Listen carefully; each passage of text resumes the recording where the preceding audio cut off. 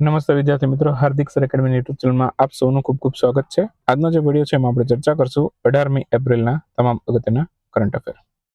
સૌથી પહેલા તો આજે 18 એપ્રિલ છે, તમારી પરીક્ષાને માત્ર હવે ગણતરીની થોડીક જ કલાકો બાકી છે. ઓકે, આવતીકાલે તમે પરીક્ષા આપતા હશો. તો પરીક્ષા આપતા જતા પહેલા છે, હજી પણ તમારી પાસે થોડો ઘણો સમય હોય તો આપણી રિવિઝનની પીડીએફ, કોઈ આપણો પેઇડ કોર્સ લીધેલો હોય અને રિવિઝનની પીડીએફ ઉપર નજર ના ગઈ હોય તો એક વખત છે રિવિઝનની પીડીએફ ઉપર નજર ફેરવીને જજો ખાલી. બરાબર, 10-10, 15-15 મિનિટની અંદર છે તમે બધી પીડીએફો છે એના ઉપર નજર ફેરવી શકશો. ફટાફટ વાંચી લેવાનું છે એક વખત, એટલે તમે બધું પહેલા વાંચેલું જ હોય. બરાબર, જો રેગ્યુલર ફોલો કરતા હોય અને તો કોઈ પણ પ્રકારની તમને તકલીફ નહીં પડી હોય. ક્લિયર? તો અહીંયા આજે 18મી એપ્રિલના કરંટ અફેર શરૂ કરું એ પહેલા તમને જણાવી દઉં કે તમને અઠવાડિયા પહેલા જ આપણે જે રિવિઝનની પીડીએફ હતી એ આપણી એન્ડ્રોઇડ એપ્લિકેશનમાં આપણે અપલોડ કરી દીધી હતી. બરાબર, વોટ્સએપથી પણ આપણે જે લોકોએ નંબર સેવ રાખેલા હશે મારા આ 9427 વાળા, તો સ્ટેટસ મૂક્યું હતું, એટલે સ્ટેટસમાં પણ આપણે દેખાડ્યું હતું કે તમે ક્યાંથી એ વસ્તુ એક્સેસ કરી શકો છો. કોર્સના કન્ટેન્ટમાં જશો એટલે ક્વિક સુપરફાસ્ટ રિવિઝનની પીડીએફો દેખાશે. એમાં તમે બધી પીડીએફો છે, લગભગ 13-14 જેટલી પીડીએફો છે. અમુક જ 30 પાનાની છે, બાકી બધી 10-12 પાનામાં પૂરી થઈ જાય છે. અને ફટાફટ નજર ફેરવાની, 1-2 પાના તો પહેલા હશે. બરાબર, એક તો સૌથી પહેલું તો કવર પેજ હશે ને લાસ્ટ વાળુંમાં થોડી ઘણી એડવર્ટાઇઝમેન્ટ હશે, લિંક ને એવું બધું આપેલું હશે. બરાબર, તો જે લોકોએ નજર ના ફેરવી તો હજી સમય છે, એક વખત નજર ફેરવી લેજો. ક્લિયર? આજે 18 તારીખ થઈ છે, તો એ પહેલા તમે નજર ફેરવીને જઈ શકો છો. હજી કાલે પરીક્ષા છે તમારી, કાલે મોર્નિંગમાં પણ તમે વહેલા કદાચ કરી શકો છો. ઓકે, પણ અત્યારે ઘણાને દૂરનું સેન્ટર મળ્યું હોય તો કદાચ એ પણ પોસિબલ ના થાય. ક્લિયર? ચાલો, કોઈ વાંધો નહીં. તો શરૂ કરી દઈએ 18મી એપ્રિલના કરંટ અફેર. સૌથી પહેલો ક્વેશ્ચન છે, ભારતના બંધારણ છે એનું સિંધી ભાષાનું જે સંસ્કરણ છે એનું સૌથી પહેલી વખત વિમોચન કર્યું છે. આ કોણે કર્યું છે? આ સીપી રાધાકૃષ્ણ દ્વારા કરવામાં છે. સીપી રાધાકૃષ્ણ કોણ છે? અત્યારે ભારતના ઉપરાષ્ટ્રપતિ છે. તો ઓપ્શન એ આપણો આન્સર થશે. તો સિંધી ભાષાનું પ્રથમ વખત વિમોચન છે એ ભારતની બંધારણનું સિંધી ભાષાનું સંસ્કરણ, એનું વિમોચન હાલમાં જ સીપી રાધાકૃષ્ણને કર્યું, ભારતના ઉપરાષ્ટ્રપતિ છે.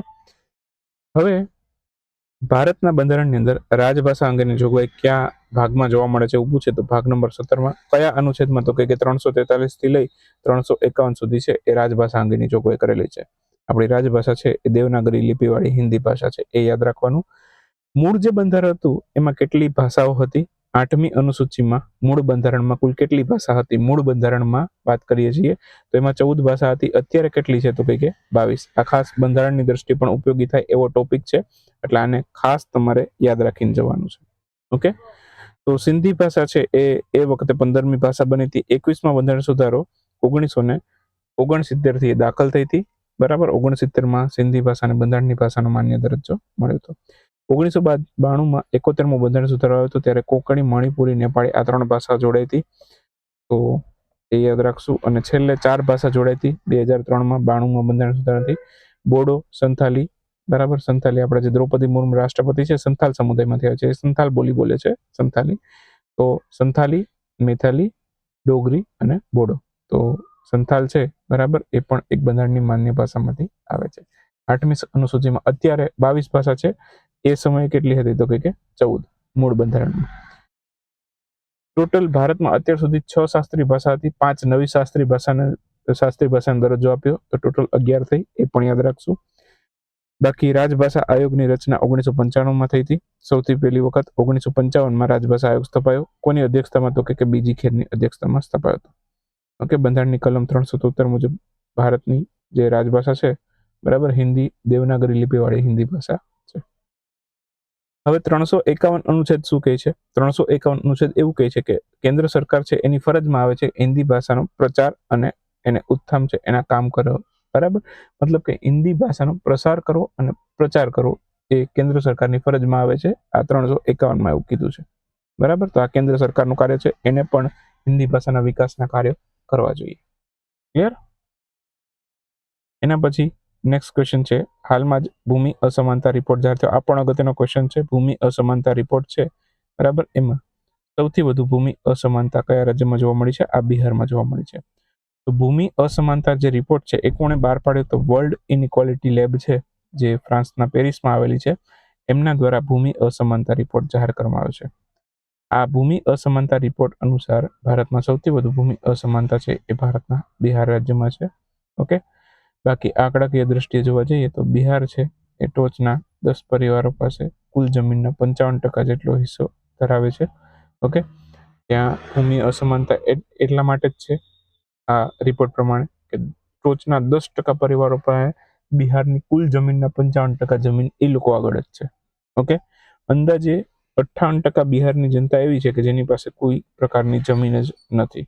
ઓકે, બાકી આ રિપોર્ટ પ્રમાણે સૌથી ઓછી ભૂમિ અસમાનતા જોવા મળી તો ઉત્તર પ્રદેશમાં જોવા મળી છે. ઓકે, દેશમાં સૌથી મોટી ભૂમિ માલિકી ધરાવતા પરિવારો પાસે કુલ જમીનના આશરે 20% હિસ્સો છે.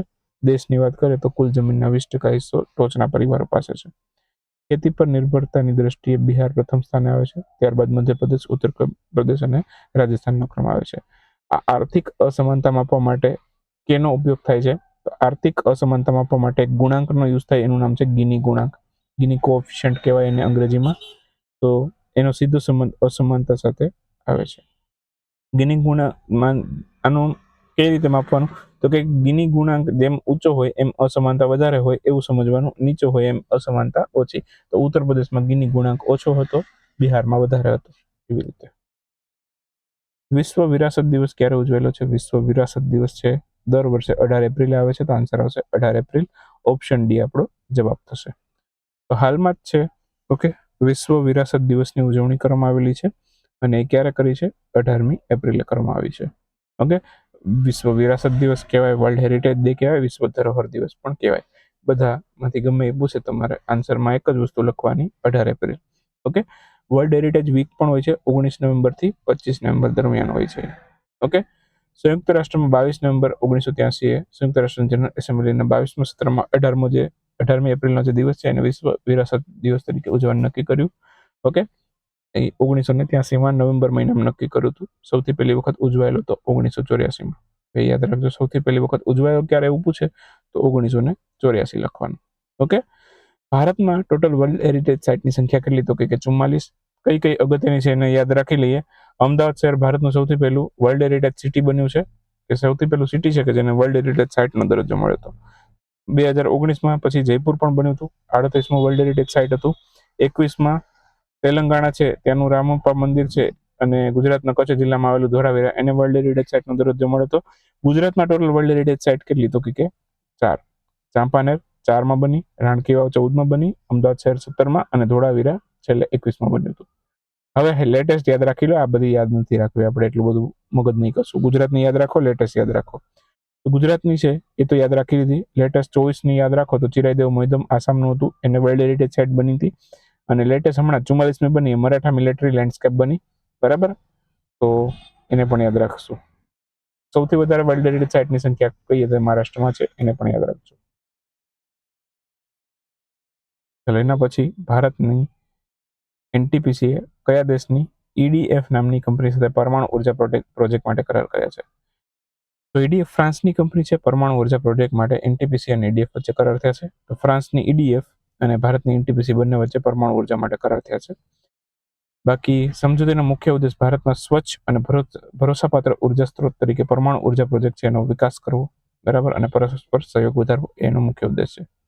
રાજસ્થાનના બાંસવાડા ખાતે પરમાણુ ઉર્જા પ્રોજેક્ટ છે, એના માટે નરેન્દ્રભાઈ મોદીએ 2025માં આધારશિલા અથવા તો જાહેરાત કરી હતી. આ પ્રોજેક્ટ હેઠળ રાજસ્થાનમાં 700 મેગાવોટના કુલ 4 રિએક્ટર્સ સ્થપાશે. ટોટલ આની પાછળ ખર્ચ જે કરવામાં આવશે બાંસવાડામાં એ 52,000 કરોડનો ખર્ચ છે કરવામાં આવશે, બરાબર.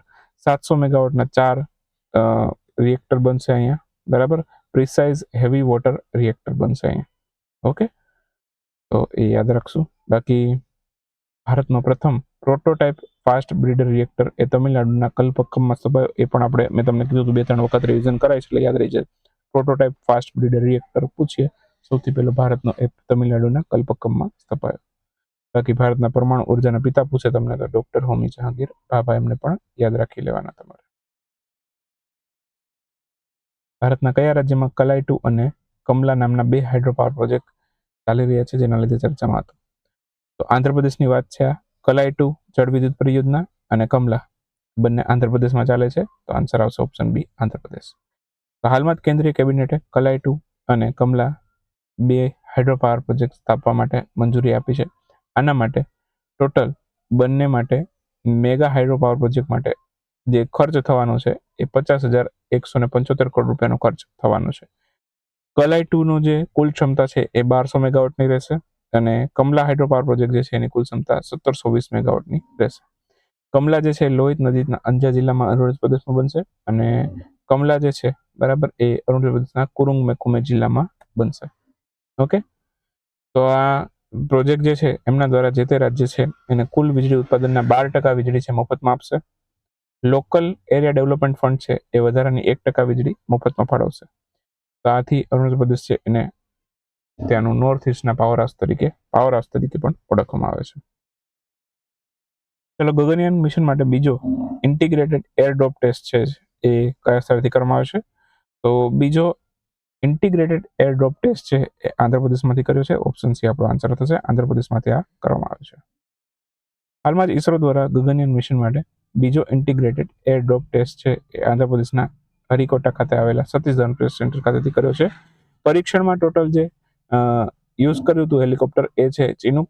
ટોટલ આનો જે પરીક્ષણ માટે જે વજન વાપર્યું હતું 5.7 ટન વજન છે એની ક્રૂ મોડ્યુલની ક્ષમતાવાળું ચિનુક હેલિકોપ્ટરથી આશરે 3 કિલોમીટરની ઊંચાઈએ છે એર ડ્રોપ કરવામાં આવ્યું હતું.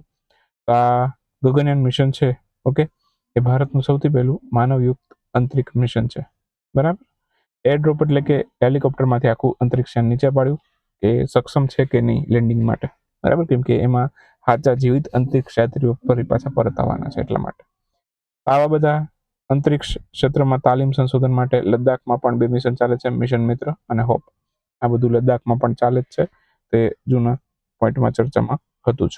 બરાબર, ભારતીય સેનાએ બ્રહ્મસ્ત્ર નામના અભ્યાસનું આયોજન કયા રાજ્યમાં કર્યું છે? બ્રહ્મસ્ત્ર રાજસ્થાનમાં કર્યું છે. ઓપ્શન સી જવાબ છે. હાલમાં જ ભારતીય સેના એમણે રાજસ્થાનના જેસલમેર ખાતે પોખરણમાં છે આ બ્રહ્મસ્ત્ર નામના અભ્યાસનું આયોજન કર્યું હતું. આ અભ્યાસમાં અપાચે એટેક હેલિકોપ્ટર છે એને હવામાં ટેન્ક તરીકે પણ ઓળખાય છે, જેની મદદથી એમણે મારક ક્ષમતા અને ચોકસાઈનું સફળતાપૂર્વક પ્રદર્શન કરેલું. જેસલમેર છે ત્યાં પોખરણ છે એ ફિલ્ડ ફાયરિંગ રેન્જ છે ત્યાંની એ ઐતિહાસિક રીતે ભારત માટે અત્યંત મહત્વનું છે. ઓકે, અને ત્યાં 2 પરમાણુ પરીક્ષણ પણ થયા છે રાજસ્થાનના પોખરણમાં. સૌથી પહેલું જે પરીક્ષણ થયું હતું 1974માં થયું હતું, એને ઓપરેશન સાયલિંગ બુદ્ધા નામ આપેલું છે. ત્યારબાદ બીજું જે થયું હતું 1998માં થયું હતું, એને ઓપરેશન શક્તિ નામ આપ્યું હતું. 1974માં ઓકે ઓપરેશન સાયલિંગ બુદ્ધ થયું હતું, પ્રથમ પરમાણુ પરીક્ષણ હતું. બીજું છે 1998માં થયું હતું, એને ઓપરેશન શક્તિ નામ આપ્યું હતું. ક્લિયર? બાકી રાજસ્થાનમાં ભારતીય વાયુસેનાએ વાયુ શક્તિ અને અગ્નિવર્ષા નામના યુદ્ધ અભ્યાસ પણ પાસ્ટમાં કર્યા હતા, એને પણ યાદ રાખી લેજો. એક વાક્યના ક્વેશ્ચનો ફટાફટ જોઈ લઈએ. તો સૌથી પહેલો છે નારીત એઆઈ નામનું એઆઈ ટૂલ છે એ કયા રાજ્યની પોલિસી લોન્ચ કર્યું છે? તો આપણા ગુજરાત રાજ્યની પોલિસી લોન્ચ કર્યું છે. અગેન અગત્યનો ક્વેશ્ચન. બીપીસીએલ એના નવા અધ્યક્ષ તરીકે કોની નિયુક્તિ થઈ છે? સંજય ખન્નાની નિયુક્તિ થઈ છે. તો સંજીવ ખન્ના પૂછે તો સુપ્રીમ કોર્ટના મુખ્ય ન્યાયાધીશ હતા. અત્યારે તો બીઆર ગવાઈ છે એ પણ જતા રહ્યા છે. ઓકે, તો ખાસ યાદ રાખજો. હાલમાં જ કયા પાસપોર્ટ કાર્યાલય છે એમના દ્વારા બ્રેલ અને સાંકેતિક સેવાઓ છે એની શરૂઆત કરવામાં આવી છે? તો બ્રેલ અને સાંકેતિક સેવાઓ છે એની શરૂઆત ભોપાલ મધ્યપ્રદેશની અંદર આવેલું જે ક્ષેત્રીય કાર્યાલય છે, ક્ષેત્રીય પાસપોર્ટ કાર્યાલય, એમના દ્વારા શરૂ કરવામાં આવી છે. એનએચએઆઈ આરોગ્ય વન પહેલનો શુભારંભ કોણે કર્યો છે? તો નીતિન ગડકરી કરાવ્યો છે એનએચએઆઈ આરોગ્ય વન પહેલનો શુભારંભ. કેબિનેટ સમિતિ એમણે કયા રાજ્યમાં કલાઈ 2 જળ આવી ગયું? આંધ્રપ્રદેશ અરુણાચલ પ્રદેશની અંદર કર્યું છે. હાલમાં જ T20 ઇન્ટરનેશનલ મેચમાં 9 વિકેટ લેનાર વિશ્વની સૌપ્રથમ મહિલા ખેલાડી કોણ બન્યું છે? T20 ઇન્ટરનેશનલની અંદર 9 વિકેટ લેનારી સૌથી પહેલી મહિલા ખેલાડી બન્યું છે. એનું નામ છે લોરા કાર્ડોસો. આન્સર આવશે લોરા કાર્ડોસો. સિંધી ભાષા માટે સંવિધાનનું સૌથી પહેલું સંસ્કરણ, નવીનતમ સંસ્કરણ એ કોણે લોન્ચ કર્યું છે? તો આ સીપી રાધાકૃષ્ણને લોન્ચ કર્યું છે. સીડી ગોપીનાથનું નિધન થયું. કોણ હતા? ક્રિકેટર હતા. હાલમાં જ ભારત અને કયા દેશ એમણે પુનાત સાંગછુ 2 ટેરિફ પ્રોટોકોલ જે છે એના ઉપર હસ્તાક્ષર કરે છે? તો પુનાત સાંગછુ 2 ટેરિફ પ્રોટોકોલ છે ભારત અને ભૂટાને સાઇન કર્યા છે. આન્સર આવશે ભૂટાન. અનંત અંબાણીએ વંતારા યુનિવર્સિટીનું લોન્ચિંગ કયા સ્થળેથી કર્યું? આ જામનગર ગુજરાત ખાતેથી કર્યું છે. અને એરડ્રોપ ટેસ્ટનું આયોજન આવી ગયું આંધ્રપ્રદેશના હરિકોટામાં. ક્લિયર? હાલો, બસ આ સાથે જ 18 તારીખનો વિડીયો સમાપ્ત કરીએ. મળશું 19મી તારીખના વિડીયોમાં.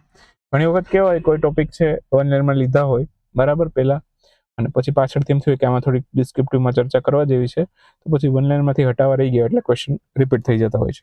ક્લિયર? તો એ કોઈ મોટી વાત નથી. ઓકે, તો બસ આ સાથે આજનો વિડીયો સમાપ્ત કરશું.